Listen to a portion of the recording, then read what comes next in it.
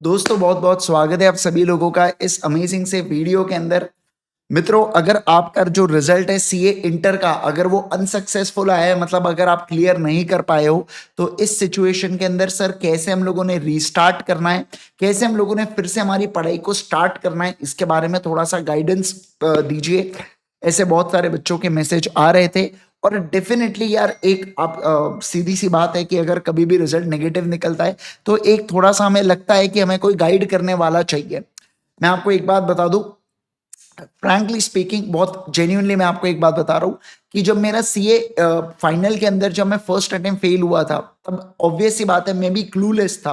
मुझे भी पता नहीं था कि आने वाले समय में, आने वाले 2 से ढाई महीनों के अंदर मुझे कैसे पढ़ाई करना है, मैंने कैसे मेरा अप्रोच रहना चाहिए, क्या मैंने पढ़ना चाहिए, क्या मुझे करना है, इसके बारे में मुझे कोई आइडिया नहीं था, जिसके कारण थोड़ा बहुत मेरा टाइम भी वेस्ट हुआ। बट मैं नहीं चाहता हूं कि जो गलती मुझसे हुई वो गलती आप भी कर जाओ। इसलिए मैं आपको कुछ इंपॉर्टेंट पॉइंटर्स बताने वाला हूं, जिसकी मदद से आप डेफिनेटली सीए इंटरमीडिएट जो हमारा अगला अटेम्प्ट होगा सीए इंटर का, मई 25 के अंदर पक्के से हम लोग उसको क्रैक करेंगे। सबसे पहली बात, accept your result. First very most important point, accept your result. कभी भी रिजल्ट आने के बाद ऐसा डिनायल मोड में मत चले जाओ, मेरे साथ ऐसा हो ही नहीं सकता, इंस्टीट्यूट ने मुझे जानबूझ के फेल किया। ऐसा कुछ नहीं होता है भाई। तुम कोई इंस्टीट्यूट के इतने सगे नहीं हो, ऐसा कुछ करने की जरूरत नहीं है। आईसीआई को कोई आपको जानबूझ के फेल नहीं करने वाला है, ठीक है ना। तो पहली बात तो एक्सेप्ट करो अपने रिजल्ट को कि ओके, अब मेरा ये रिजल्ट है और मुझे इससे मूव ऑन करना है, मुझे इससे आगे बढ़ना है। दूसरा, आपने प्लान बनाना है।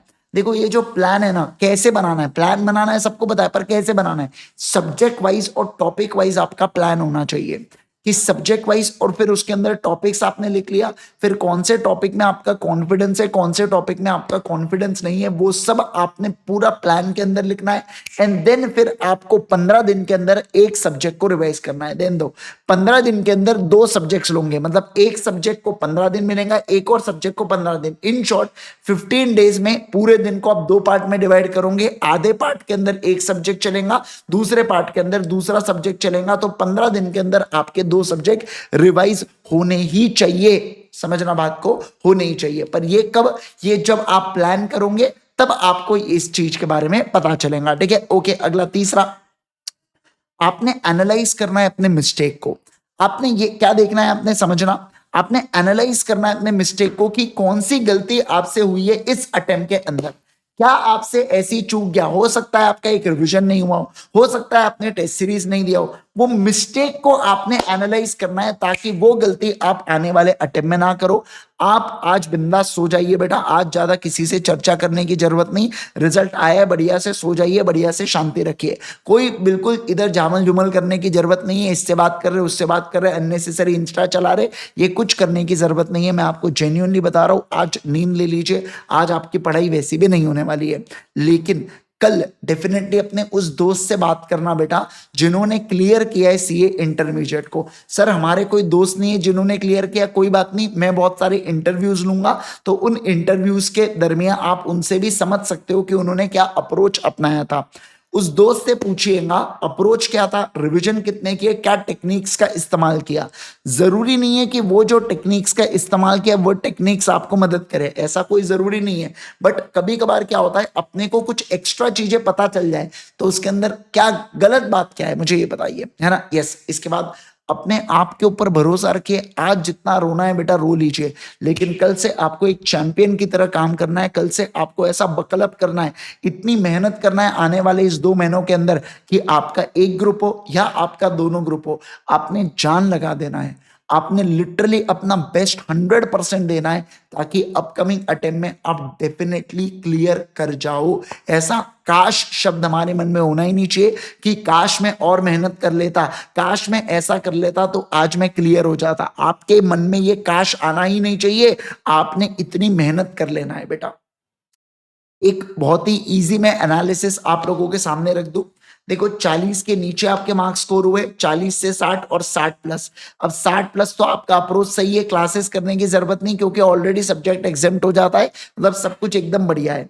40 से 60 के बीच में भी आया तो आपका अप्रोच ऑलमोस्ट सही है, कुछ थोड़े बहुत चेंज करने की जरूरत है, आपको ज्यादा रिविजन करना है। मैं कहूंगा इस केस के अंदर भी आपको क्लासेस करने की जरूरत नहीं है। हाँ, आपको बहुत ही ज्यादा लगता है कि मेरे कंसेप्चुअल क्लैरिटी के ऐसी तैसी हो रखी है, बस वो तो इस बार मेरा लक अच्छा था कि पेपर इजी आ गया और मुझे 40 से 60 के बीच में मिल गए, तो बात अलग है। पर मेरे हिसाब से लक वाली कोई फैक्टर होता नहीं है यहाँ पे।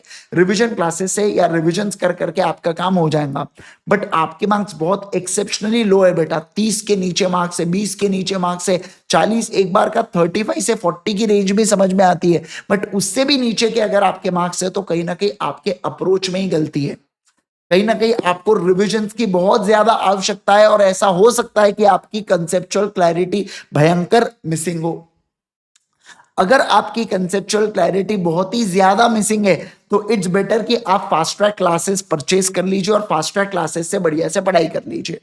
बट इन केस अगर आपको ऐसा लगता है कि नहीं नहीं मेरी कंसेप्चुअल क्लैरिटी बढ़िया है, तो बस यूट्यूब के ऊपर रिवीजन से सारे फैकल्टीज जिनसे आप पढ़ते हो उनके डेफिनेटली यूट्यूब के ऊपर रिवीजन होंगे ही होंगे, आप उनसे बिंदास पढ़ सकते हो और एकदम बढ़िया से आप रिवीजन कर सकते हैं। कोई आपको बाकी चीजों की जरूरत नहीं है। फिर सर इसके अलावा मैं अगर लॉ की बात करूं आपके साथ, तो मैंने already revision lectures, writing practice test, question and answers के सेशन, ये सब कुछ मैंने फ्री में अपलोड कर रखा हूं यूट्यूब के ऊपर, जिसकी सारी चीजों की लिंक आपको igsir.in के ऊपर मिल जाएंगी। करना कुछ नहीं है, आपको जाना है क्रोम के ऊपर, यहाँ पे एक नए टैब में डालिए यहाँ पे igsir.in।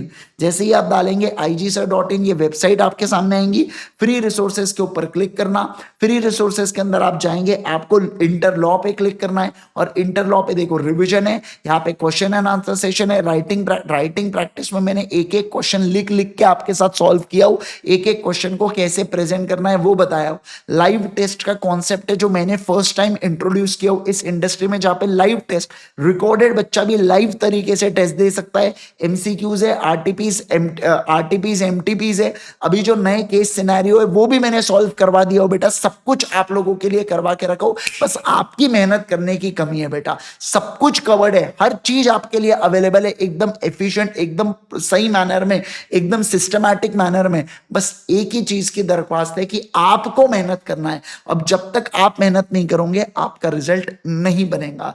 तो you have to work very hard और बिल्कुल भी निराश नहीं होना है। हमेशा मैं आपके एग्जाम के पहले भी मैं आपके साथ में था, एग्जाम के समय भी मैं आपके साथ में हूं और एग्जाम के बाद भी मैं आपके साथ में ही रहूंगा।